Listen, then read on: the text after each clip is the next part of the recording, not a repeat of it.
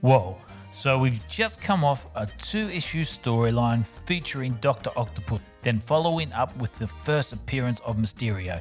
Phew, things are really heating up in there, aren't they? Maybe it's time to take our foot off the accelerator for a bit. Green Goblin. Well, I guess not. First, let's have a look at this cover. Not only is old Greenie present, but so is another Greenie, the Hulk. What? And the Enforcers are back. Yeah, no one cares about them. So this is it, the origin of the villain that arguably put Spider-Man through the most heartache. Though Doc Ock being the one who killed Spidey might argue with that, but what does the pudding cup shaped like a man know? Anyway, we start this issue not with our man Peter Parker, but an unknown gentleman tinkering in his lab. You know he's a gentleman because they all wear suits and hats back then. What has the gentleman made? A mechanized broomstick. Obviously this dude is a Harry Potter fan. Expelliarmus! What do you mean I need a wand? No, really, you guys are the problem. But you see, these are the Enforcers. They've never seen Harry Potter. They're more into movies like The Godfather and Scarface and Barbie's Beach Adventure. So annoyed at the Force, Green Goblin pops out to make his own movie and finds a movie producer called BJ. And we get this scene to introduce him. You're right, BJ. Of course, BJ. Yes, BJ. I mean, come on. You can't tell me they didn't know what they were doing. I mean, are they trying to rub it in? More like rub one out. Ha! Huh? Huh? So legit, the Green Goblin wants BJ to make a movie and that he'll get Spider-Man as the main star. BJ, joke's old, is totally into it and goes, okay, so seriously, remember when last issue Mysterio just turned up and he was all like, hey Spidey, meet me on the Brooklyn Bridge so I can punch you in the face. Yeah, well, this goblin dude isn't so straightforward, which we'll see later. And I don't mean that in his plans a convoluted and genius way, more just like, dude, why not just invite Spider-Man to a bridge and punch him in the face rather than all the shenanigans going on right now?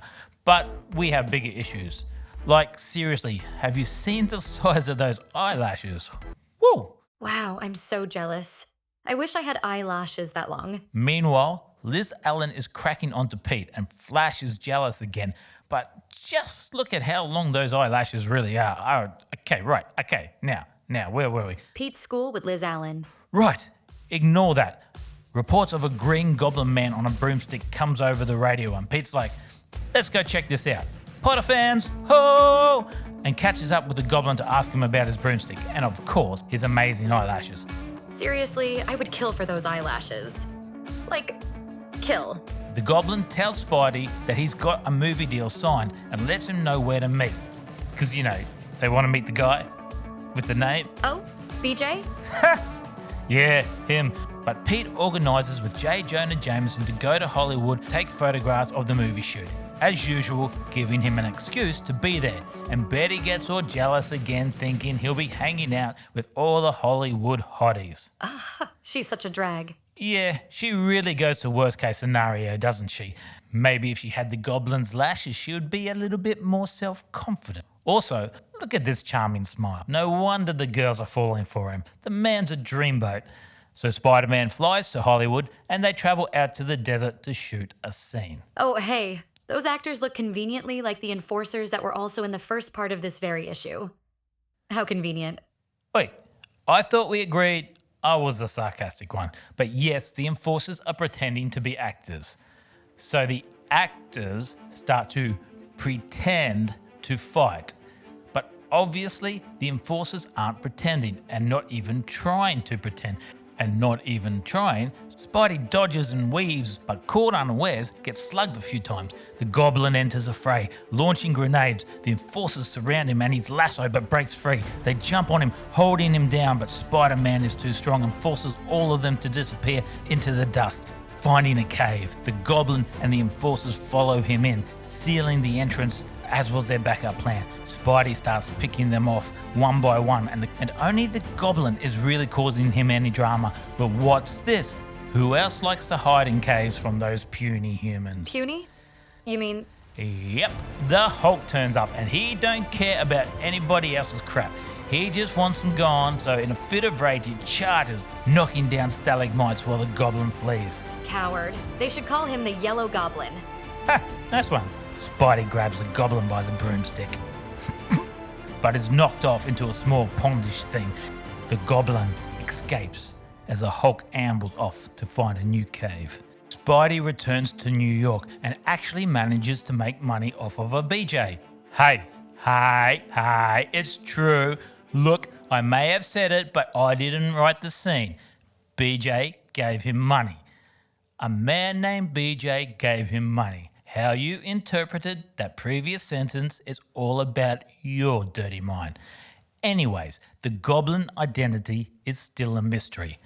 Mysterious eyelashes and all.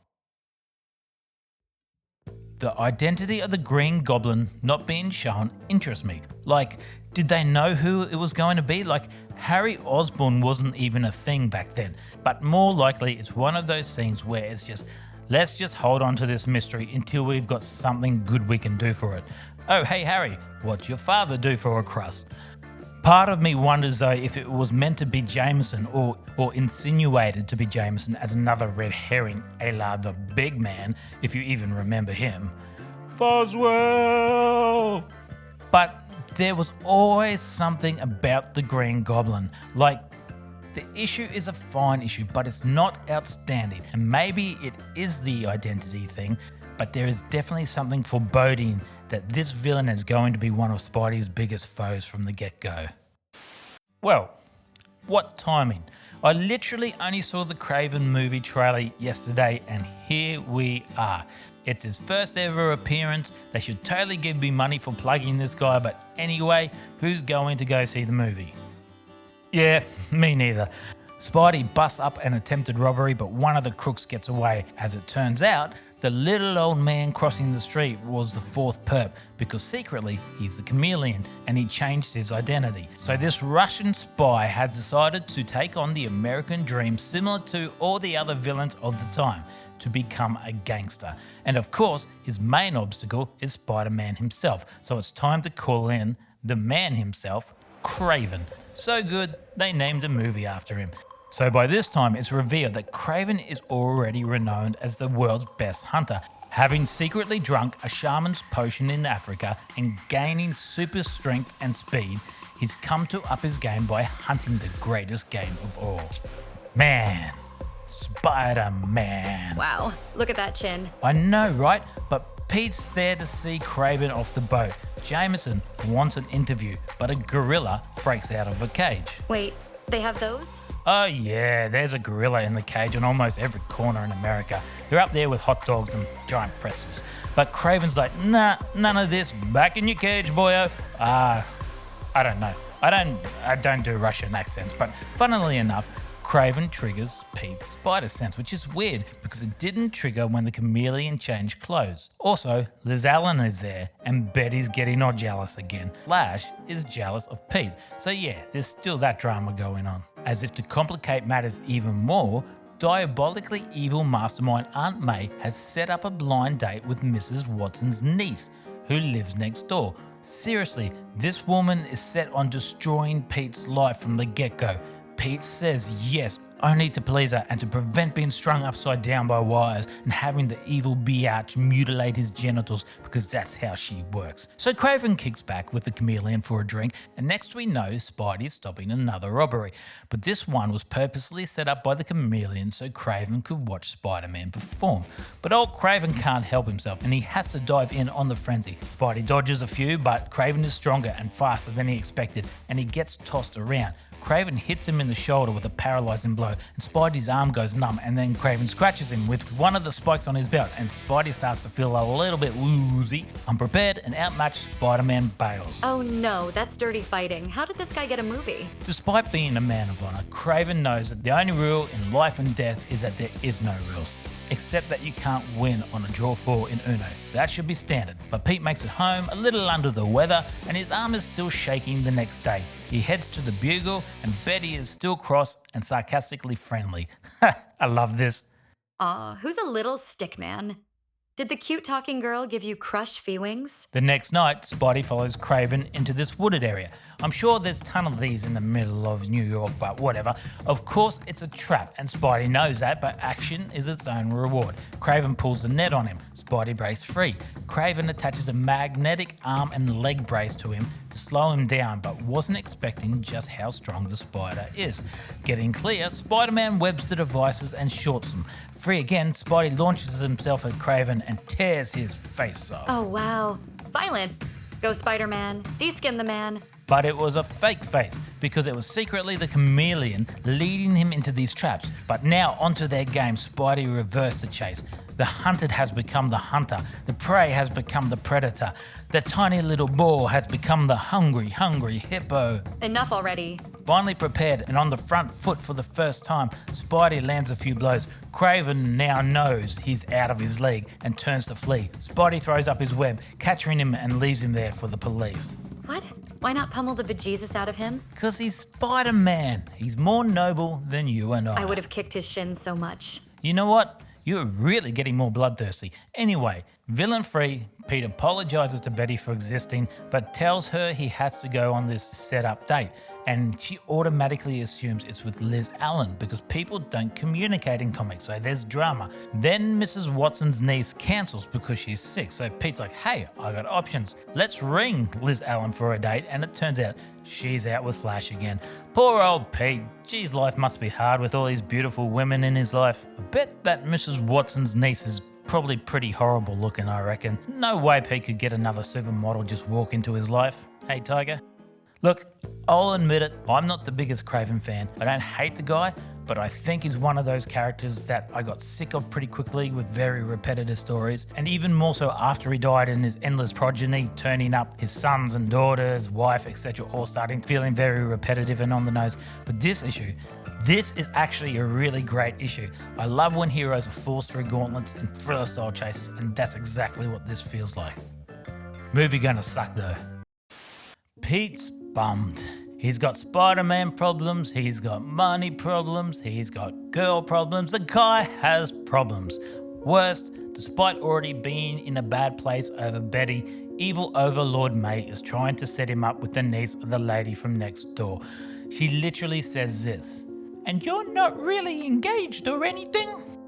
It doesn't matter. It does not matter, evil Overlord May. It's still cheating. Just because Betty hasn't put a ring on this fine hunk of a man doesn't mean he can go out and get side action. God, I hate her. This time, I actually agree with you. There you go, evil Overlord May. You done gone and done it. You even got us on the same page. You know, you done effed up when that happens. Anyway, down but not out, Pete decides to head out for some other action, some Spidey action, and saves a blind man from some bank robbers. This town has a lot of bank robbers. Oh yeah, man, I wouldn't own a bank in 616 New York. They must get robbed at least 3 times a day. Maybe only twice on Christmas. Anyway, in the back alley, the blind man undresses to reveal he's Daredevil. Duh. I once saw somebody post on a famous comic book forum Cough, geek, cough. about which character had the most consistent runs across the board. And do you know what most of the responses said? Daredevil. And when you think about it, they're probably right, with Spidey being up there as a close second. Now, I will say Daredevil's early issues do suffer. 60s DD was a rough start, especially in comparison to, say, Spider-Man.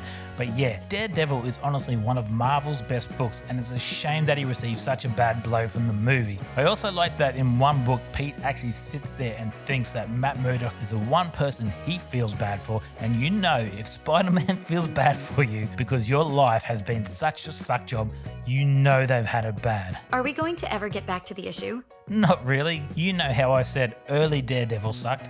Well, he kind of brought it over to Spidey's book in this issue. I like when there's a bit of a crossover, but it needs to be valid, and this was an obvious attempt to try and plug DD's book. I actually really like Spider-Man and Daredevil team-ups. Being 2 prominent street-level heroes, there's a certain respect they have for each other, and I like how they lean on each other occasionally. Oh, and also, Daredevil's costume sucks early on. I hate the yellow. And the cane as his swingy thing. Ugh. The issue? I'll try to make it short. The circus is in town and they're all villains. The leader is a ringmaster whose hat hypnotizes people while the circus freaks steal the crowd's money. Anyway, they advertise Spider-Man is performing just to get the crowd through the door, and Pete goes, hell, you know what? Maybe I'll go for it because the proceeds go to charity. Oh. I know, right? Still a dreamboat. But Daredevil goes because he's now intrigued after meeting Spidey. So Spider-Man turns up and does some tricks, but the ringmaster turns on his hat thing, and now old Spider-Man is hypnotized, and the circus freaks, they start stealing the money from the crowd. Daredevil, being blind, is unaffected and tries to stop this, but the ringmaster has control of our boy Spidey and tells him to kick Daredevil's butt. So the two tussle, and it's that cliche hero versus hero while one's under a trance, so the one who's not doesn't really want to hurt the other. Either way, Spider-Man gains the upper hand, but Daredevil gets the ringmaster's hat and reverses the hypnosis, and all the circus freaks are like, oh shoot! Spider-Man kicks their butt while Daredevil gets dressed as Matt Murdock and melts back into the crowd. And then there's this, my all-time favourite bit of the issue. The circus freaks, in their battle against Spidey, try to fire a cannon man at Spidey. Whoa boy, so awesome. What? I know, right? So awesomely awesome. But then Spider-Man has to ruin it by closing his eyes while he confronts the ringmaster and not getting hypnotized, punching him out. I want more human Cannonball Man, god damn it. Overall, not a terrible issue, but in comparison to the run Spider-Man's been having, Green Goblin, then Kraven, both great issues, it doesn't quite hold up, but I'm probably being a little harsh. What I am surprised about is how quickly Pete's personal life becomes the story. Already Peter Parker is more equally important as Spider-Man, and you really become invested in the stuff that happens between the action, which is rare for books of this period. If I'm being honest, what Pete really needs to do is dump all the girls he's invested in and go out with the human Cannonball Man. That guy is going places. I see what you did there. Yeah, I just really wanted to bring him up again.